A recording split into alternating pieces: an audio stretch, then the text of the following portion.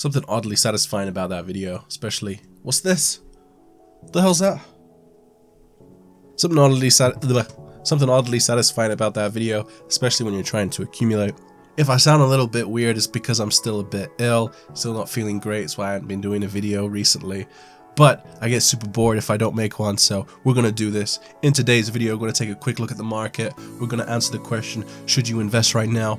We're going to take a look at a cheap, hot altcoin, and we are going to discuss, is Bitcoin backed by anything? So if you are excited about this video, would you please leave a like? Would you please, I'm not good at this, smash the subscribe button, knock out the bell from the park, the notification one.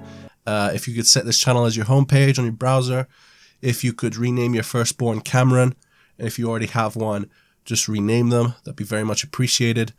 Now, roll the channel intro. It's Crypto Daily. Well, that was pretty low budget. Go to hell. I'm not feeling well. Okay, yeah, fair enough. Market cap falling as of recording. 219 this morning, 213 now. But to me, anything above 200 billion as total market cap is good. Anything below that, I feel a little bit uncomfortable. I am pretty satisfied with Bitcoin's price as of right now. I think we can start to go up from here. But obviously, people get nervous testing 6K, testing 5,800. That's a little bit worrying. So should you invest right now? My personal opinion, non-financial advice, is that dollar cost averaging is probably a good bet right now. There are no guarantees. Every investment has some risks, but assuming Bitcoin isn't going to test 6K again, 5,800 again, because the worry is that if we are to fall down below those support levels, that we don't know where the next support level is. But assuming we're not going to, then fantastic time to invest. So a few people I respect in the industry are quite big on wax. So I'm definitely taking a look at this. It's difficult for me to motivate myself to part with Bitcoin, but definitely interested in this. So on to the argument. Let me change this wallpaper. I feel like I race through videos. I really should make them longer. Yeah, YouTube promotes you if you just blabble on for a long time. Is blabble a word? Alright, I guess that'll do. Bitcoin isn't backed by anything. It's censorship resistant. I get to keep control over my own money, and it's governed by the laws of mathematics and not politicians. Okay, but what's backing it? What do you mean? What's backing gold or fiat? An army that'll go to war with you over it. Alright, well, the value of a Bitcoin is at least what it costs to produce one. Yeah, but doesn't the price fluctuate a lot? Like if 90% of the miners turned off their machines, wouldn't it be a lot cheaper to make one? True. So, answer me this. Why does Bitcoin need to be thousands of dollars per coin? I think this is the biggest misunderstanding in cryptocurrency, that it needs to be a high value. It doesn't. Assumably, that's not a word actually. Assuming that the entire world accepts Bitcoin, you can spend it everywhere. It's stable at around $1 per coin, let's just say for argument's sake. It would still work. The point that so many people seem to miss is this. How do we get there? How does the whole world adopt something so niche as a cryptographic algorithm, especially 10 years ago when most people had never even heard the word cryptography? Incentivization. Literally no other way. Bitcoin could have been designed with an unlimited supply, but Satoshi in his vision decided to make it limited, giving rise to scarcity so that they would become more and more desirable ideally.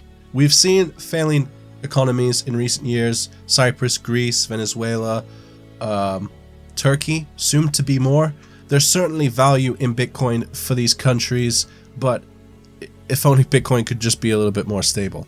You could argue that they could just use gold or something, but the fact that Bitcoin is just more convenient, you can send it around the world very quickly, almost for free, turn it back into fiat quite easily if your government or bank isn't banning you from doing that. So does this mean that Bitcoin meets your fundamentals of something you should invest in? Does it produce enough value for you?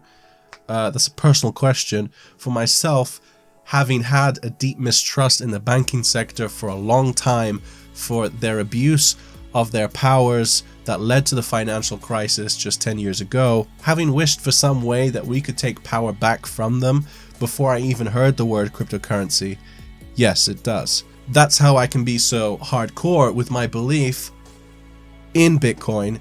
It's because my belief isn't backed by the promise of fiat gains, but rather the fundamental ideals. And I'd like to end with this, an article study showing that over 60% of the top 100 cryptocurrencies have no working product, or for example, that there's only 5 million wallets for Bitcoin with over 100 USD in them.